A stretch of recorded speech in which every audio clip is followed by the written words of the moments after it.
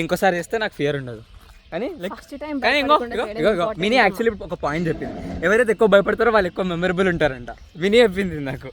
కానీ ధైర్యం కూడా ఇంపార్టెంట్ లైఫ్ లో. నీకు అరే నాకు అమ్మ కార్లో ఆడవరకు వెళ్ళేంత వరకు ఫుల్ కాన్ఫిడెన్స్ ఉండే.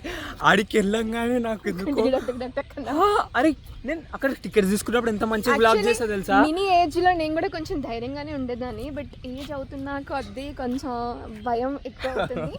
ఇంకోటి నాకు వర్టిగా ఒకటి ఉంది కదా, సో పైకి వెళ్ళాక అది ఏమైనా సడన్ గా ఇలా నాకు ఎంత అన్కాన్షియస్ అయిపోయి ఇట్లా పడిపోతే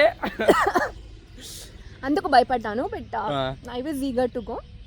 సక్సెస్ఫుల్లీ చేసేసాము. నాకు ఎందుకో నాకు చాలా లేట్ మెల్లగా తీసుకొచ్చిండేమో అనిపిస్తుంది నాకు.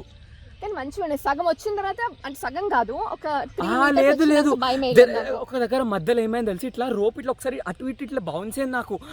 ఎందుకు బౌన్స్ తెలుసా, ఆయన ఇట్లా ఊపుతున్నాడు అక్కడ నుంచి, సో దట్ అది వెనక్కి వెళ్తుంది ఇటు సైడ్. అరే పడతానేమో అని ఇట్లా. యాక్చువల్లీ తెలుసా మనము జారాలి ఇలాగా, అప్పుడు ఏమవుతుందంటే స్లింగ్ లో వచ్చేస్తాం ఇక్కడ దాకా.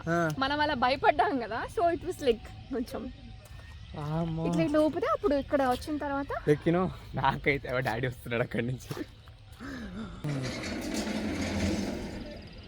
See this guys, daddy is coming from there.